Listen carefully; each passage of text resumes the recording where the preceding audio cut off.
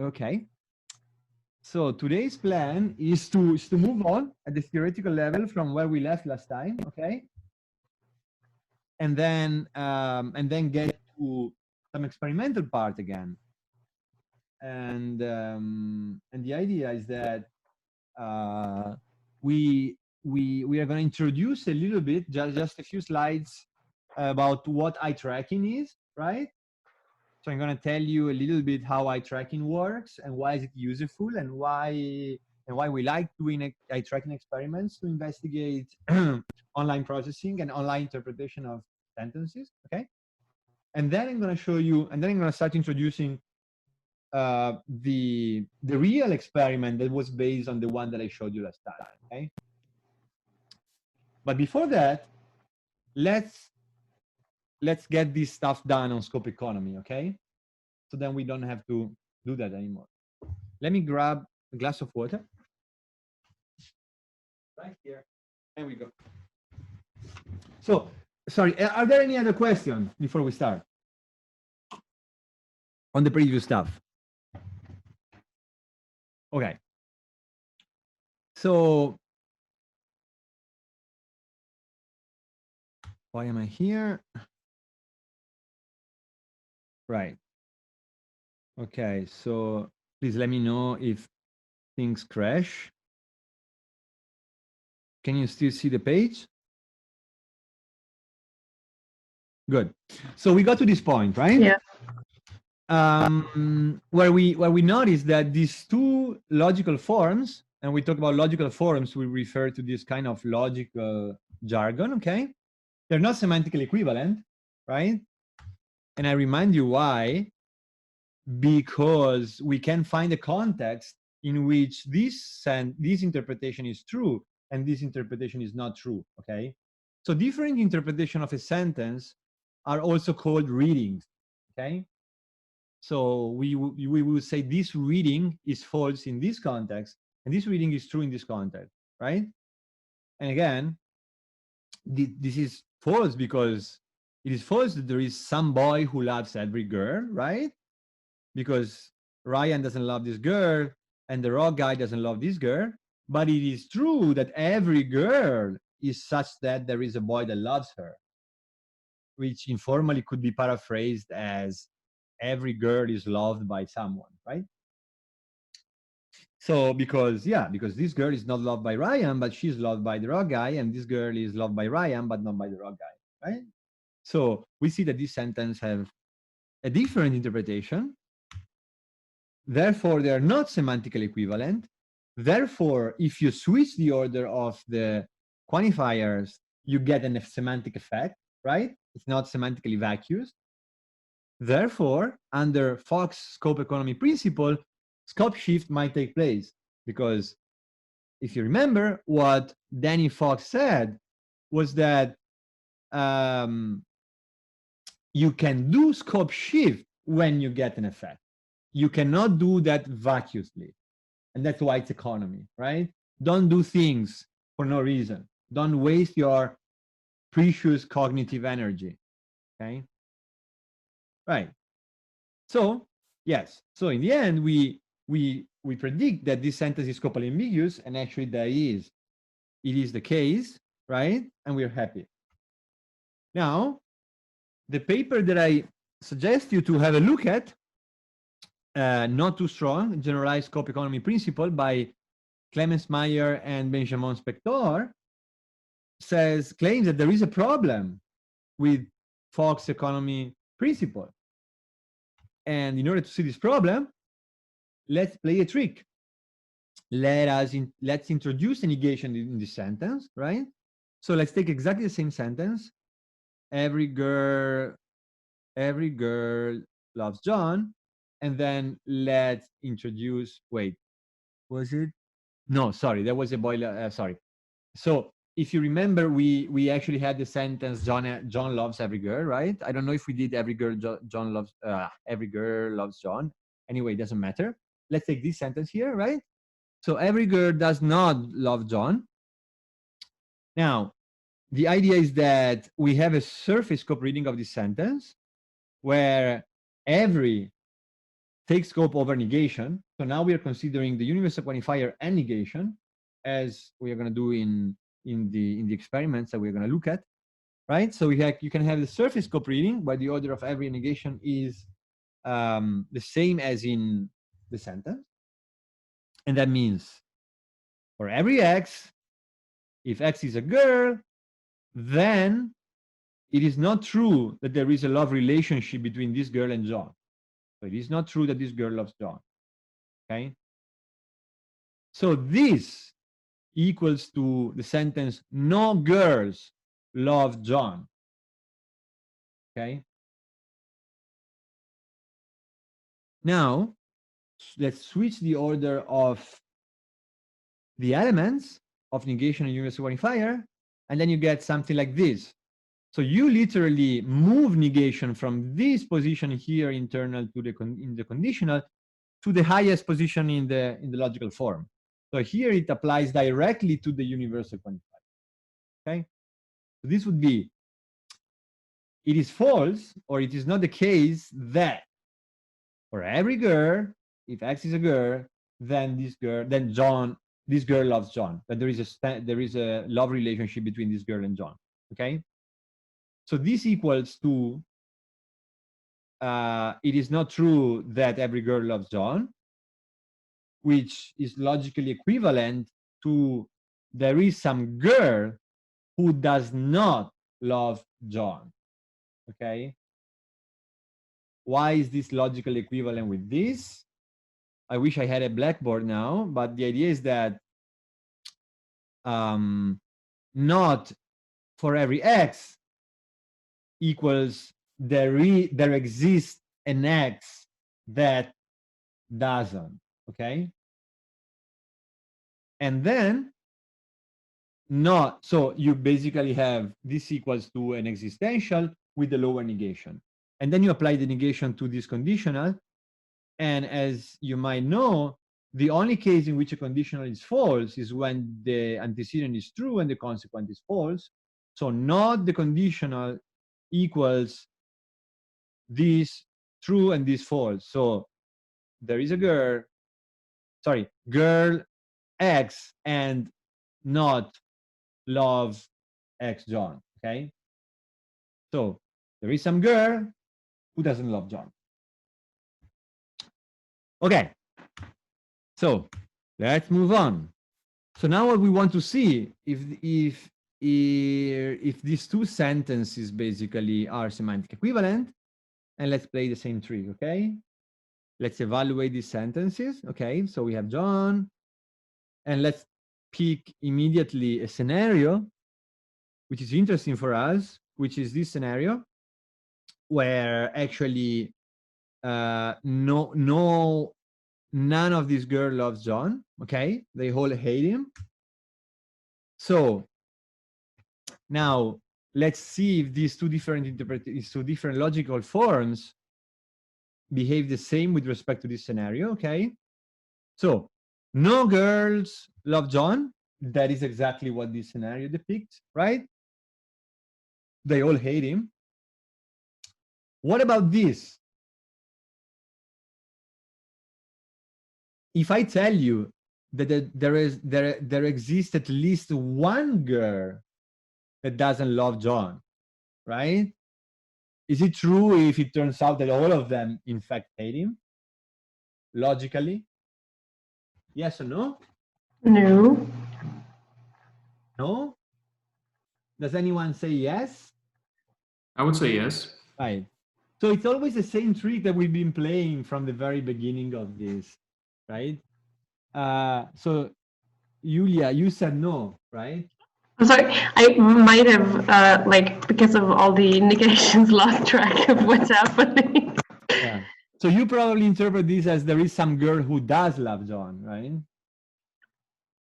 But the problem is that if I tell you that there is some girl who doesn't love John, it already suggests that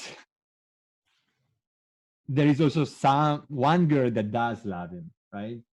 So again, let's ignore this fact for now, and keep these intuitions in mind for the second part of the class, okay?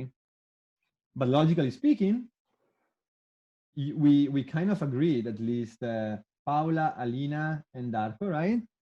And also other people who raised their thumb, that yes, that this sentence would be logically true in this context, okay? In fact, this represents sort of an extreme context for this sentence to be true. The strongest interpretation, the strongest context where this sentence is true. Anyways, these are both true, and we're fine. Now, let's try to play with the context where two of these girls hate John and two of these girls love him. Now, again, show me that you are getting into this game. If I tell you that there are two girls who hate John and two girls who love John, and I tell you no girls love John, is this true or false in this scenario? False. It's False. false. Right? What about this? Is it true or false? It's true. It's true, right? I'm asking you if there is some girl who does not love John, and you tell me, yes, this girl doesn't love John, this girl doesn't love John. Fine. So we found a scenario where these interpretations are not equivalent, right? You see this tree. Good. Then, great. Then let's go back to Fox again. And he says, look, every time you have that your scope shift operation has an effect, then it's allowed by grammar, right? Then we have this sentence where the two interpretations are not semantically equivalent. Scope shift is not vacuous, and we do it. All good. So why did I tell you that there is a problem? Let's play with this sentence now. John does not love every girl. Okay?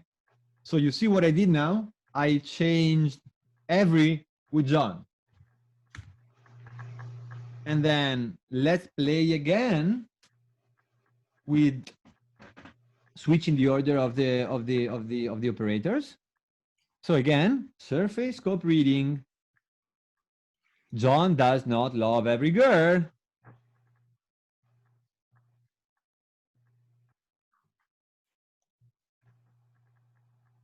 John does not love. Oh, yeah, sorry. Right. So negation, taking scope over the universal quantifier, right? It is not true that for every girl, for every X, if X is a girl, then John loves her, right? And we play the same trick again. So now you see this is logically equivalent to this, okay? So basically, when you apply negation to the universal quantifier, you get there exists an X such that this is false, and this is false when this is true, because this is exactly the negation of this, okay? So at the end of the day, what you get is that there is some girl who John doesn't love, okay? Inverse scope reading again. You see, we switch the order of universal quantifier negation. Now negation is lower. Now the universal is higher. And what you get is that for every girl, if X is a girl, John hates her. So, again, can play the same trick. We can raise negation out, and we have this. It does not exist a girl such that John loves her. Okay? You see, we're playing with this semantic equivalence.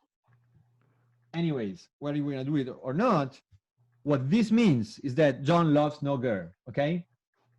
Take every girl. For that particular girl, John hates her. You see this? Are we all on the same page? Good. All right, so I shouldn't have told you this. I should have asked you, right? So let's pretend you haven't seen this. So I'll ask you, according to your intuition, if I tell you that John doesn't love every girl, can that mean then John hates every girl? If I tell you, you know, I bought a lot of beers yesterday, and tonight I'm gonna have a lot of fun, but I'm not gonna drink all of them. Okay? Can this mean that I'm not gonna drink any beer at all? Yeah, that's exactly what I mean, semantically, I guess no, but like pragmatically, you would presuppose that it means like That I that want, you would at least drink. right. That I will at least drink one, okay? But now this is really the trickiest part of this course, okay? But what I'm asking you is kind of stronger.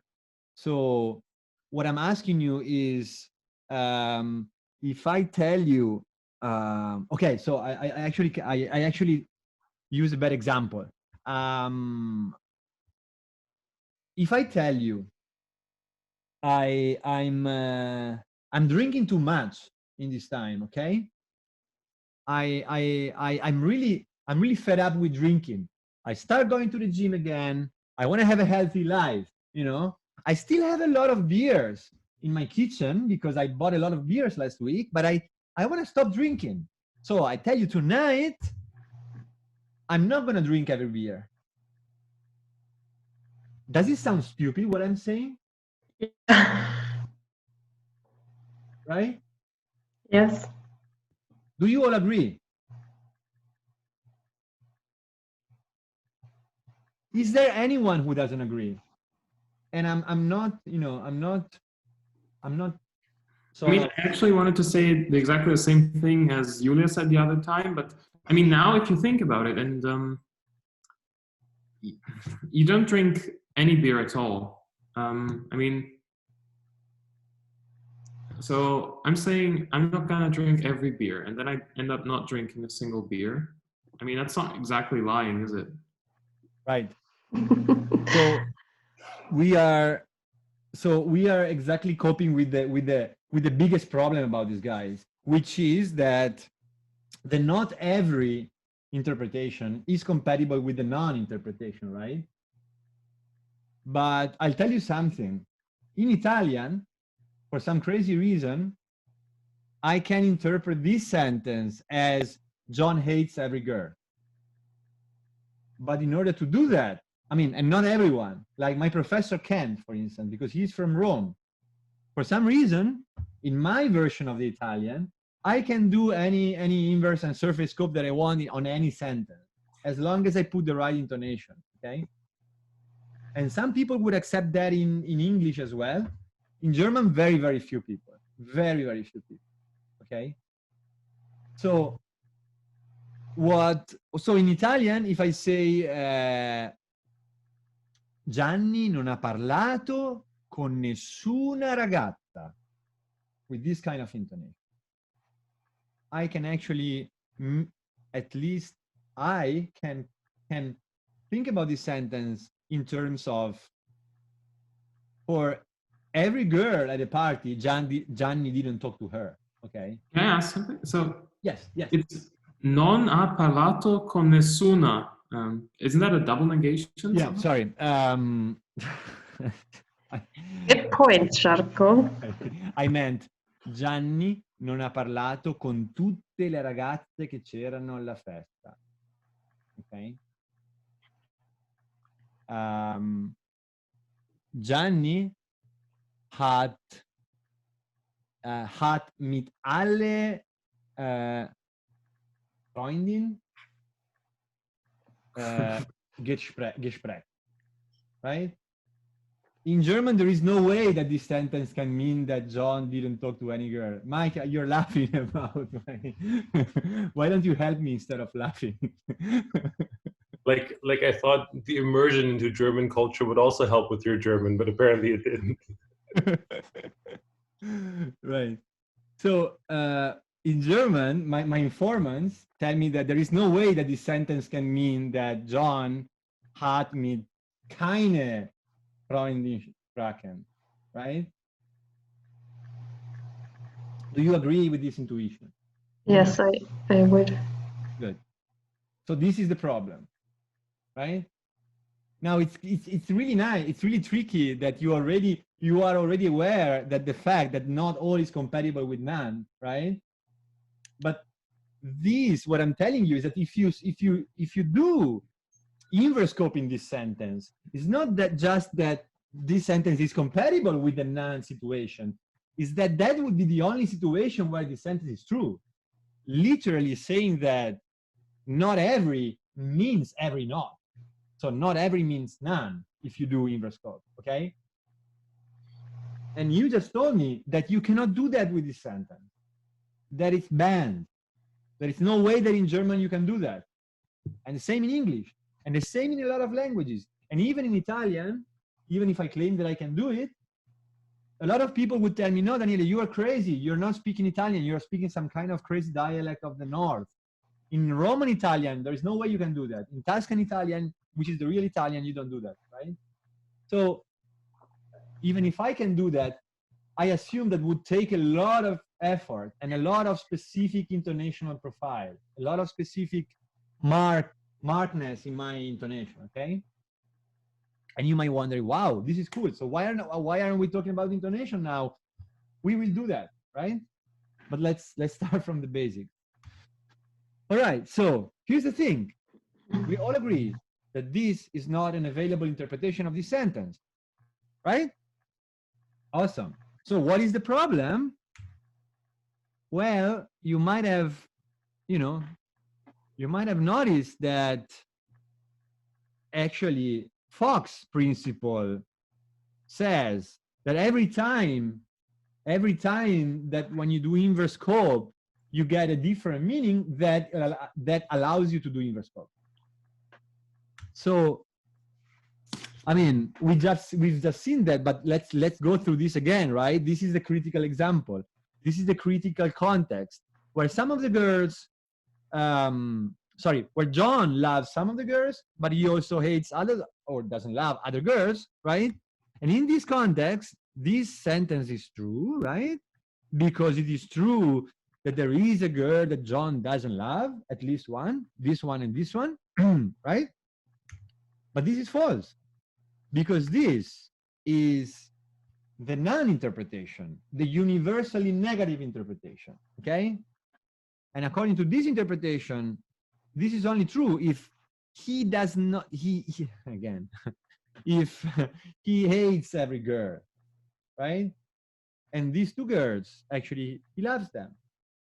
So again, these two interpretations are not semantically equivalent. Do you all see this? Good. Yeah. So what does Fox predict? Fox principle predicts every time you switch the scope of the sentence, you should be, grammar allow you to do that covertly, okay? So inverse scope should be available, but it's not. So why? Well, here Clemens comes. Clemens is Meyer, okay? He's a friend of mine. He's also a professor in Göttingen. And he's a smart guy. And he noticed that it is not really that the case that every time that you do scope shift and you get a different meaning, right? You can actually do that in your language. There is a more fine, a more fine grade principle which actually makes better prediction. And here it is. Scope shift cannot apply if the meaning of the resulting reading is equivalent or stronger, logically stronger than the meaning that would have resulted without it, okay? So this is based on the notion of logical entailment, on which you should be complete expert at this point, right? again, logical entailment, material implication. A entails B if every time A is true, B is true as well, right? If in every circumstance in which A is true, B is also true, right? So the desired pattern is this. So every girl does not love John, right? We have seen that here we can have surface scope and inverse scope interpretation, because inverse scope, that's a typo, is not equivalent and it doesn't entail surface scope. But here, if we switch the order of John, oh, sorry, if we have, if we switch the order of John and every girl,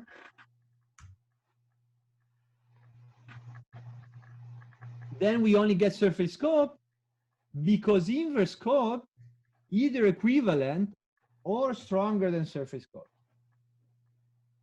Okay? So to put it in very simple terms, what they say is that you have a sentence with its scope properties, right? Now, try to think what happens if you switch the order of the operators present in this sentence. If what happens is that you get a logically stronger sentence, if you get a meaning which entails the original meaning you started from, then that's no good. You cannot do that. If you get the opposite effect, which means you get a weaker meaning, which means that you get a meaning that is entailed by the original interpretation, the original surface scope interpretation, then it's fine. Then you can do it. If you get an independent meaning, a semantically independent meaning, then you can do it again. Okay? So there is one situation in which you can do it, and that is the situation in which, by switching the order of the operators, you get a stronger interpretation. So let's see if he's right. How do we check whether a sentence entails another sentence, right? We have to play with the same trick, but we have to make sure that we are considering different scenarios at the same time. So now it's a little bit more tricky, but you see that it's going to be quite simple. So again, we want to inspect the truth condition of these sentences, right? And I give you the most important definition for this course and for the study on semantics and pragmatics, which is unilaterally entailment or logical strength. Okay, so sentence A is logically stronger than sentence B if the set of situation in which A is true is a subset of the set of situation in which sentence B is true. Okay, so A is stronger than B if it is true that A entails B, but it is not true that B entails A. And we know a very good trick to check when something entails something else is to see which one of these two sentences is truer in a smaller set of situations. So I'm sorry, can I ask something? yes, please. Yes, please. Is this right? I'm just thinking it through. So like we have A, which entails B. So I'm thinking, wouldn't situations where B is true be a subset of A? A situation where B is true is a subset of the situation in which A is true. Is that what you're saying? No, because I'm just reading this sentence over again, and I'm not sure that I have it right in my head, or the sentence is, I don't know. Okay, so I feel like that. this is confusing. I know. It's even confusing for me that I've been doing this for years. Okay, so just blank your mind and just think about this. You are logically stronger, right? So intuitively you would say something that is stronger is more true, right? But this is wrong. Logically speaking, is exactly the other way around. the stronger you are, the more frequently you are false, right? Okay. Yeah. So you can see that very, very, very easily with universal quantifiers. If I tell you I love every girl in the world, okay, and you think about all the possible contexts, now as long as you find one context in which there is one girl that I don't love, then my sentence is going to be false, right? Yeah. So in order to be true, it must be that I love all of the girls in the universe. Now take the sentence with the same sentence with an indefinite. You know, I love some girls, right? Now, if you want to see in which context this sentence is true, you know, it's enough that you find a context where there is one girl, two girls, three girls, four girls that I love, right? Or all of them, right? So Yeah. this sentence is way more tolerant about its truth conditions, right? As long as you find one girl that I love, the sentence is going to be true. Whereas with the universal quantifier, you really have to make sure, you have to inspect all the girls in the domain, and you have to make sure that I love all of them, right? So if you think about all the possible contexts, right? Let's say there are two girls in the world in my universe. If you think about all the combination of all these possible contexts, the sentence with the universal is only going to be true in the one context where I love all of them. The sentence with indefinite is going to be true in all of the contexts in which I love at least one of them, including the one where I love all of them, right? So the universal quantifier is logically stronger, and it is true in only one of the contexts that I consider. So it is true in the smallest set of circumstances, okay? And now I'm going to show you an example of this, visual example, so you might see that better. Right, so here's the trick. We write down all the possible, all the most informative contexts for our sentence, right? And then we make this trick. I have two different representations, right? For two different sentences that I'm comparing. I'm sure that one of these sentences entails the other if, when I'm moving from one sentence, from one set of situations to the other set of situations within the same cell, if when I'm moving from a true cell, I'm gonna land on a true cell as well, okay? That is a way to check whether the implication holds. You might think I'm crazy, but I'm gonna show you this right now, okay? With this example. So, here is our most informative context, okay? This is John. This is all the girls in John's universe. And this is a universe in which he loves all of them. Sorry, a situations in which he loves all of them. This is a situation in which he loves two of them. And this is a situation in which he loves none of them, okay? And now I tell you, okay, is this sentence true in this context? No, right? Is this true in this context? No. It is true in this context, yes. Right? False, false, true. Very, very true. Now, let's copy and paste exactly the same set of contexts or circumstances on the right side, and let's play the trick that I told you, okay? So, first of all, we just saw that this sentence means something like there is some girl who doesn't love John. So it is true here because there is some girl who doesn't love John, this one and this one. And it is also true here because there is some girl who doesn't love John, who does not love John. This one, this one, this one, this one. Okay? So this is false, this is true, and this is true. Now, what we want to see, if this sentence entails this sentence. And the way I told you we can do this is if we go to a true cell right here, now we just move on the same cell on this other set of circumstances. If we land, if we all the time we do this, we are sure we're going to land in a true cell, then the implication works. Then this sentence entails this sentence, okay? If, on the other hand, I'm sorry. Yes. Sorry for interrupting, but I didn't get it. Could you please explain it one more time? Sure. So this is also very important, right? So it's important that you get this. So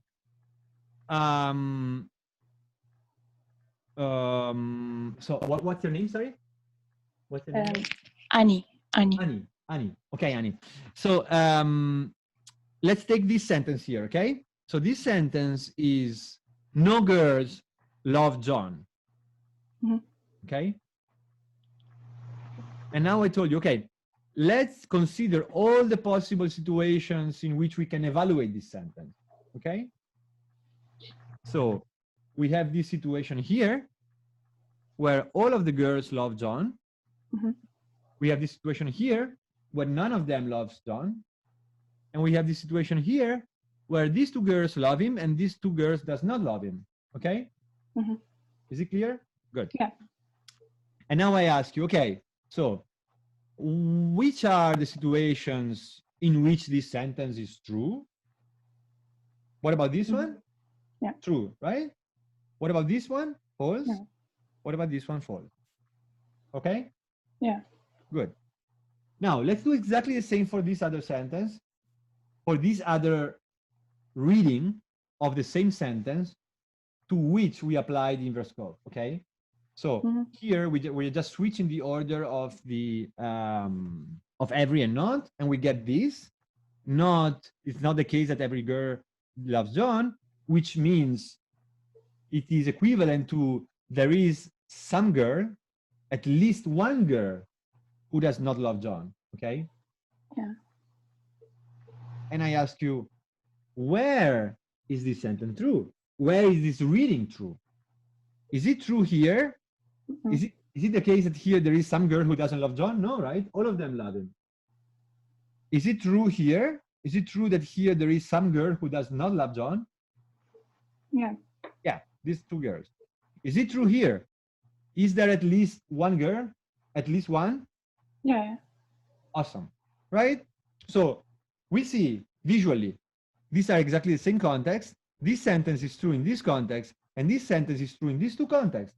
So this sentence is true in a wider set of circumstances than this sentence here, right? I mean, how do you define which one entails? You know, which one is stronger? This is precisely the question. This is exactly what we're going to do now. So I'm telling you, I'm going to give you a trick. The most powerful trick of semanticists who check the relation between the meanings of two sentences or two readings of the same sentence, okay?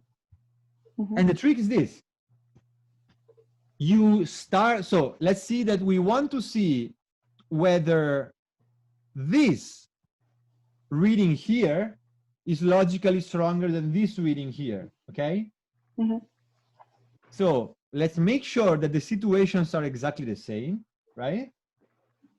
And now I'll tell you, okay, here's a trick. Pick one situation in which this sentence is true. Let's take this situation here, okay? You are in a situation in which this sentence is true. Now, if it is true that this sentence entails this sentence, you should be able to move from this cell here to the same cell in the set of circumstances where we are evaluating these other sentences. And you should be fairly confident that you're going to land in a cell, in a situation in which this other sentence is true. So every time you see true here and you move here, you should always see true, okay? Which means that you are sure that if this sentence is true, this sentence is going to be true as well. And you just check it for every cell, okay? So this is true. Let's jump on this cell here. It is true, right? This is false. We don't care. This is John. We don't care. This is true, right? What are we going to do now? We're going to jump on the same cell here and oops, we get a false, right? Mm. That's bad. That says that this sentence here does not warrant the truth of this sentence here. And we just spotted why, because when we move from this cell here, which is true, we end up in a cell in which this sentence is false. Do you see this? Yeah. Okay, so this is it. This is all you have to understand about this tree. Okay, so from this, what we can conclude? Anya, right? Annie. Yeah, Annie. Annie, sorry, Annie. What can we conclude from this? A entails B. Like survey scope entails inverse scope, I guess, Wait a second. or wait a vice second, versa. Wait a second. Inverse scope. No, you're sorry. going too far, right? We are just comparing this one and this one, and we are asking ourselves whether this one entails this one. Mhm. And what we just found out. Mhm. So we just checked whether we can move from this cell to this cell, and we cannot, right? Yeah. If we cannot, it means that the entailing relationship doesn't hold. So it does not entail the other reading, right? Oh, okay. So every time that you cannot do this trick, it means that the entailing relationship does not hold. Okay? You don't look convinced. I mean, that's a bit theoretical, you know. Yes, it is. It is. I can't do the same thing for every sentence. I do that intuitively. You know what I mean? Yes, sure. It's completely logical. It's completely theoretical. It's completely algorithmic, if you want, right? I'm not claiming that we do this all the time. It is just to explore some relationship between these sentences, okay? Now, I want you to do something for me, Annie. I want you to do the same thing now, starting from the survey scope into the inverse scope reading, okay? I want you to check whether this entails this.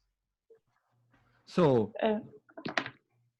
that's exactly the same. Right, so let's test it. Let's do it, okay? Yeah. So let's start. So on which cell should we go now? From, I don't know. Well, mean?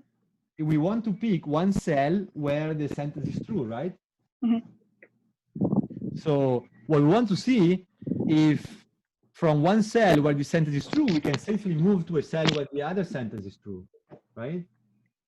So we don't care about the false situations, right? We don't care about the false situation. Mm-hmm. I mean, of course, if you apply the De Morgan law, then you can do the same trick starting from the false situation on the other sentence. But now we are getting a little bit too far, right? So let's do the simple trick first. So right. So what is the situation in which this sentence is true? The second one. Yes. Right. So what is the trick that we have to do now?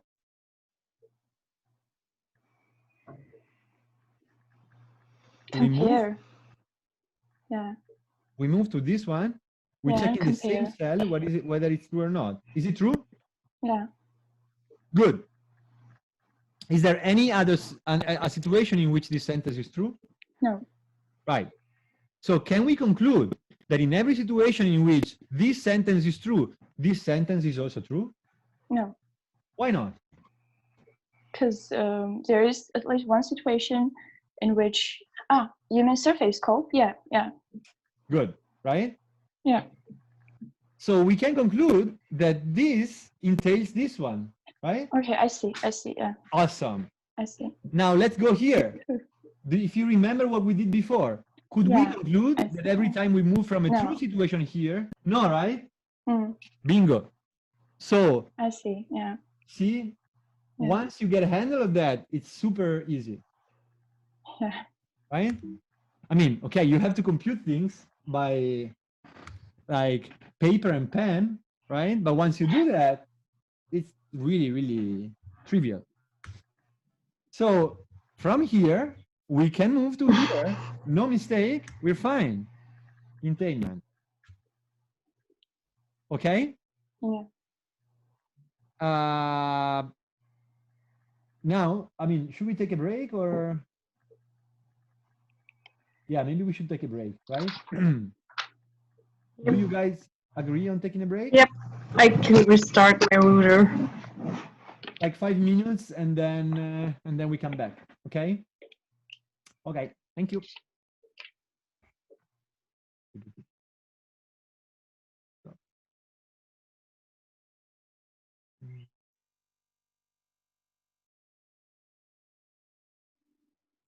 And in this configuration here, John doesn't love every girl means that there is at least a girl that John doesn't love. It's a quite weak meaning. It is entailed by the inverse code, right?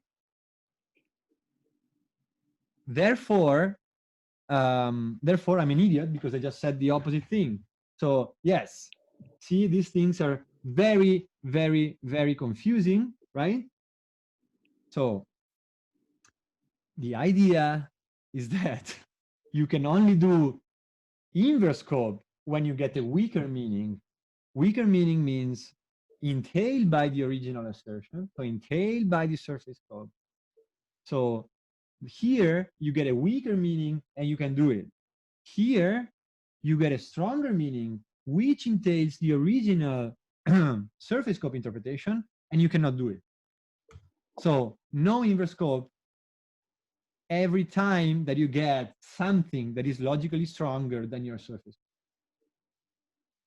Okay. So you see, these things are tricky, these things are confusing, and they must be thought of a little bit thoroughly. But once you get the handle on that, once you get the trick, then you can compute this kind of relation for every sentence, okay? And we probably play with that a little bit more in the future. But enough for now, okay? Enough for now, because I want to show you something else. Is this clear? Is there any other question? Or you think you sort of got a handle on this? Good. So now let's change topic a little bit and let's go to something funnier, definitely funnier, which is eye tracking. Yoo-hoo. So now I want to tell you why why eye tracking is cool. And in particular, I'm gonna, okay, I don't see you anymore. So let me share this. Okay, do you see the schnitzel? Yeah. Yeah. Okay. So what I'm going to tell you now, do you only see one picture or both pictures? The next slide I can see as well. Oh, I hate this. Okay, whatever. Whatever. Okay, so, right. So now I'm going to tell you something about the particular experimental method with eye tracking, which is called visual world paradigm. Okay.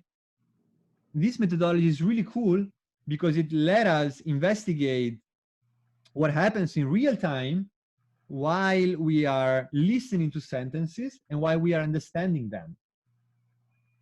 And it is based on a very, very simple assumption, which is basically this I mind revisited, oh my God, revisited assumption. So the original I mind assumption is that if you're reading a sentence, for instance, right, every time that you move your eyes onto a certain word, your mind is processing that particular word. Okay. So if you read the boy runs, when you read the boy, you are processing the boy. When you're reading runs, you are processing the meaning of runs and arguably combining the meaning of the boy and runs. Okay. So this is cool, and it's been tested a lot of times with reading experiments. Okay. So eye tracking, for those who doesn't know what an eye tracker is, it is basically just a camera, an infrared camera monitoring the movements of your eye, right? So it tells us exactly what you're looking at any moment in time. So the nice thing about reading is that you know exactly how much you are fixating every single word and how do you jump from one word to the other, but it doesn't tell you anything about what you're really thinking as you're reading, right? It doesn't tell you whether you are thinking about the boy or you're thinking about running or you're thinking about what you did yesterday night. So in order to basically enhance this paradigm and have information about the kind of representation that you are adopting in real time, the Tannenhaus lab came up with this very cool idea, which is very simple. I'm going to show you a picture and I'm going to present you a sentence.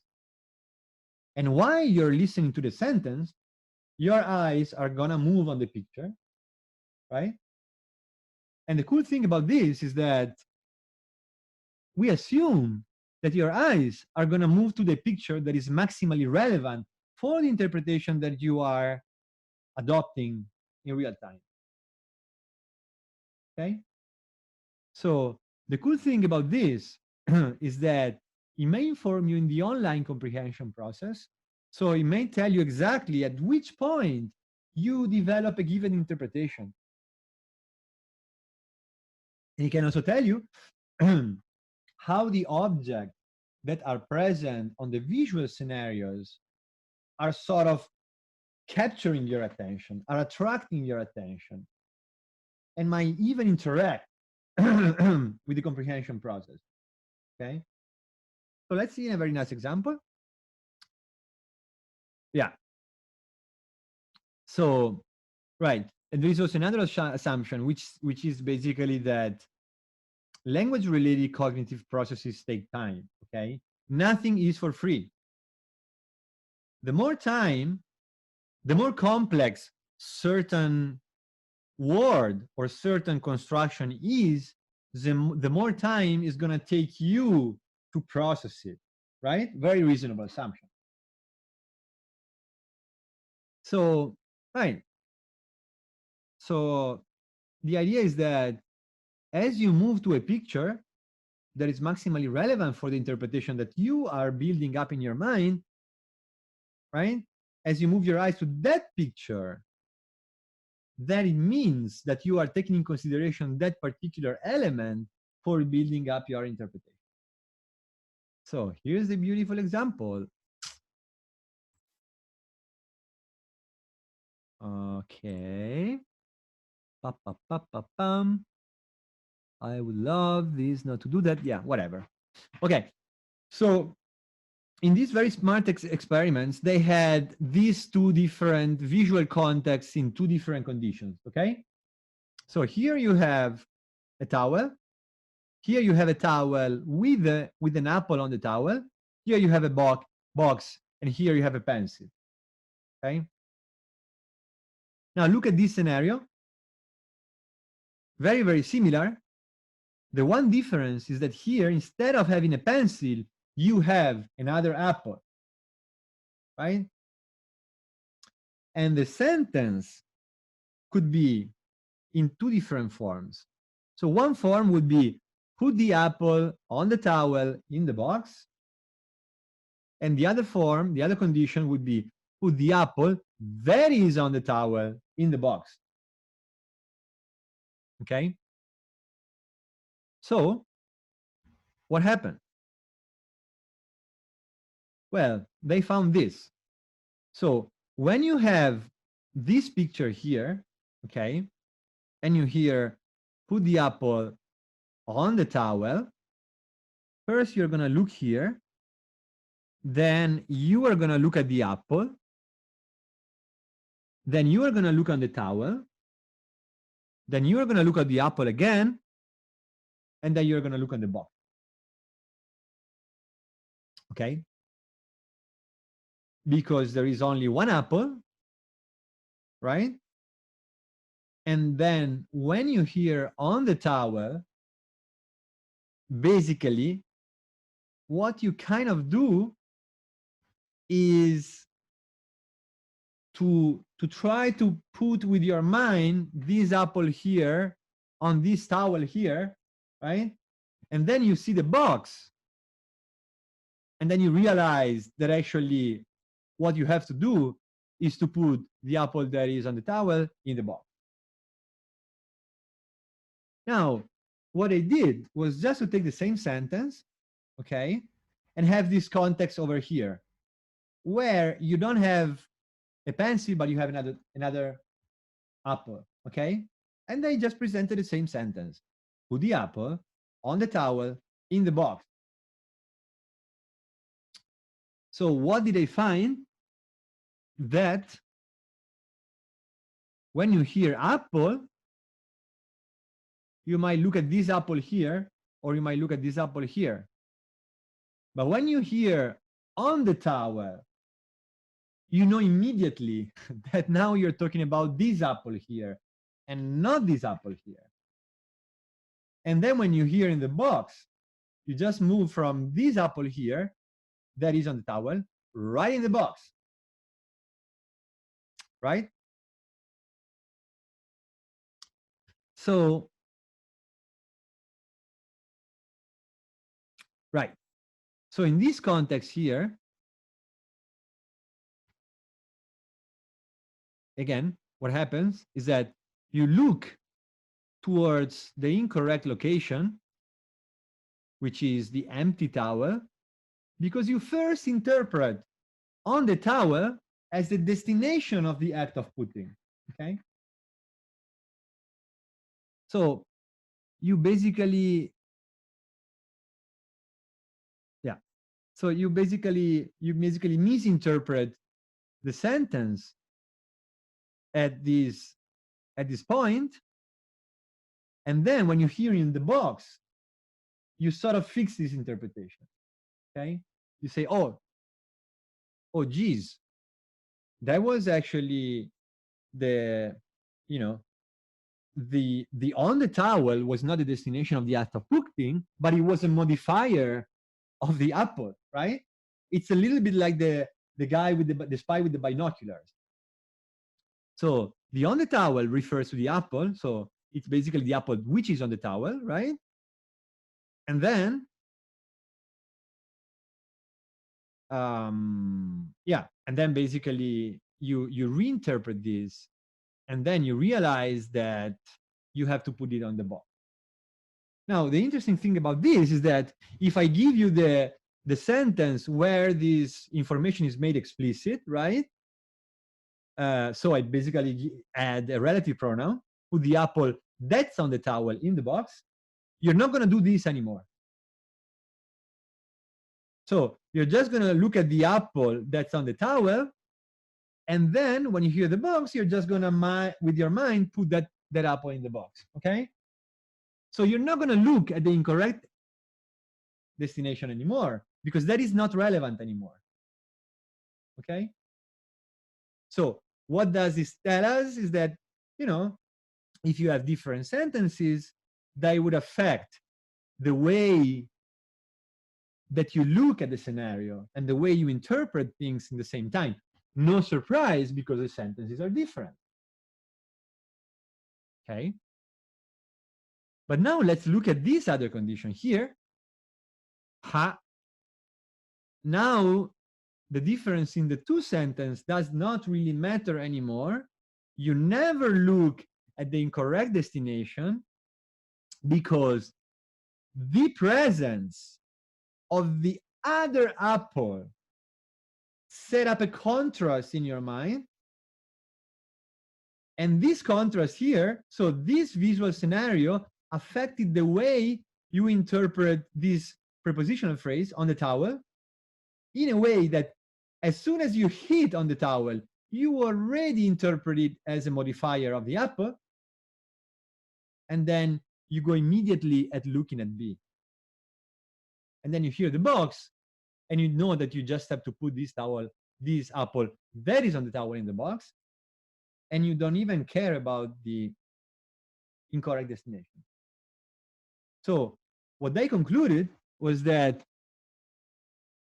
the context, the visual context, the extra linguistic knowledge affects the way you interpret the strings included in the sentence.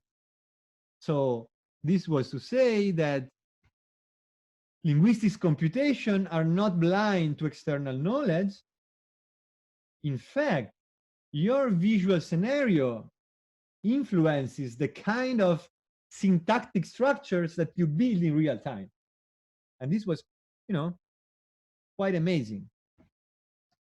Is this clear to everyone? So, yeah. So that's why visual world experiment is cool. That is exactly something about what representation is processed at some time, and it tells us exactly when a given representation becomes available to interpret. It informs us on the saliencies of the visual objects present in the visual scenario, and it's very valuable for semantic pragmatic psycholinguistic research, right? And it also permits manipulation of the prosody if you want. So what we are going to do next time, because now we are a little bit running out of time, is this.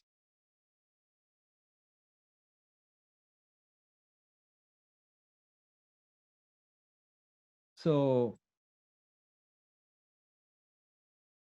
you do remember that last time we were kind of left at this point, right? Where, sorry, before that, now this should make more sense to you, right? Now you know that if you have a sentence like, all the pirates don't have a beard, this sentence is scopally ambiguous, right? And you also know why. Because when you do inverse scope, you weaken the meaning of the sentence. And you also know why the inverse scope is weaker than the surface scope, because it is actually true in both these contexts, where the surface scope is only true in this context. And now you know that a sentence that is true in a subset of context, in a more restricted set of circumstances as compared to another sentence, it is logically stronger. So surface scope is logically stronger than inverse scope. And you know that when your inverse scope is weaker, then it means that it is available and you can apply scope shift, right? So like I told you last time, a lot of experiments have investigated whether children can actually do this scope shift mechanism. We have seen this experiment last time. We're going to go through that again.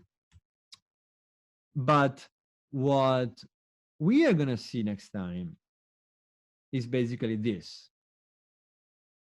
So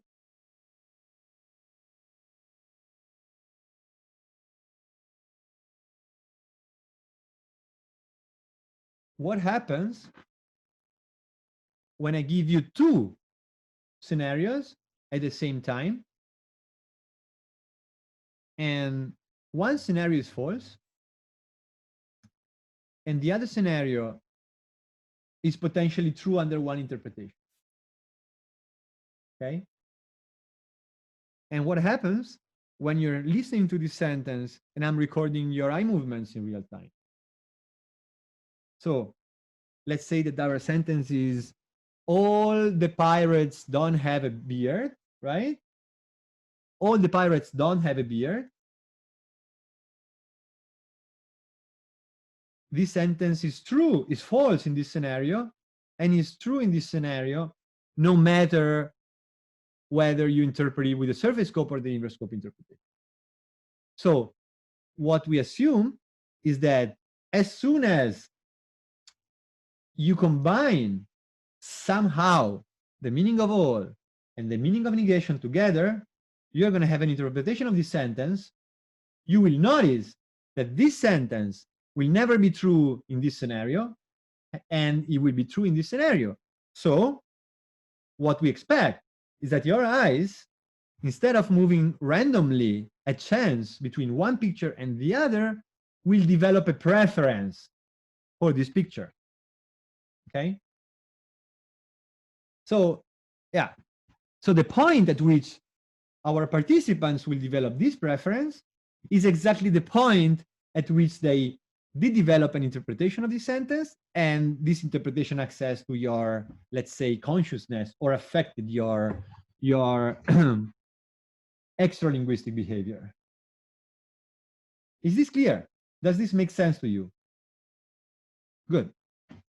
So yeah, I thought we would have managed to go through this a little bit more, but it's good if we took our time to understand the theoretical stuff, because we're not gonna come back to that stuff anymore. Okay, I'm gonna assume that that kind of things are kind of clear to us, and then, you know, if you want, you can ask me questions and we can go back to that again. We can think about that again, but please have a look at the slides again and see if these things are clear to you. Okay, especially this trick about comparing the logical strength of one representation to another representation. In the slides, there is much more stuff about Myers and Spector, right? We are not going to talk about that stuff yet, and probably will never do, because it's kind of complex and it's not really relevant for what we're going to talk about. But if you are interested, you're welcome to ask me a question about that. Okay. Good. So is there any question, or we can call it a day? Okay. I'm going to stay here for some more minutes. So if anyone has anything to ask me, please do it. Otherwise, I will see you next time, which is going to be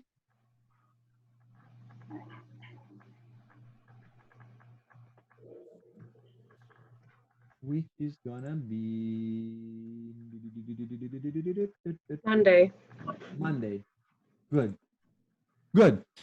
So the last thing that I want to tell you is that I will upload some papers as well on Moodle and on a Dropbox folder. Please start having a look at these papers. Start thinking about which ones you like and when you would like to do your 5 minutes presentation. Okay. So if we set up a calendar, it would be nice so that we kind of have an idea about when we are gonna be able to do this. Okay. And please write me if you have any question. Write me if you want to ask me about these papers. Write me if you have any doubts. But I will start pressing you about deciding when you want to have your short presentation. Okay. And again, you don't have to worry about that. No one is going to judge you. This is just to understand things together. Okay. And again, what's your email address? Because you don't answer at your university email address. Where can we write to you? Yes, so you can write me on Moodle, or this is my address. And actually, I would prefer if you write me to my email, because then I have your emails and I can access them. If you write me on Moodle, then it's kind of going through the whole pot of all the emails that we exchange, and they're going to get lost. I see. Okay? Mm-hmm. Okay. So, yeah, thanks. Yes. Thank you very much. I also have a question. So yep. Julia just said that we're meeting on Monday, but aren't we meeting tomorrow? Oh, I'm sorry, I might Or, have. like, Yeah, actually. Yes, we are meeting tomorrow. Okay, I okay. assume, You're that's so right. I'm sorry. I assume that I'm Julia was in the right wrong because she's meeting. been right so many times today, but this was the one time she Oh. was wrong. I didn't update my calendar.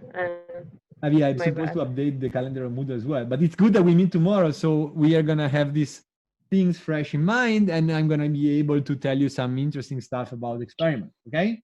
So tomorrow. Yes. Yes. Beautiful. Bye-bye. Okay. Thank you, Molly. Bye. Bye-bye.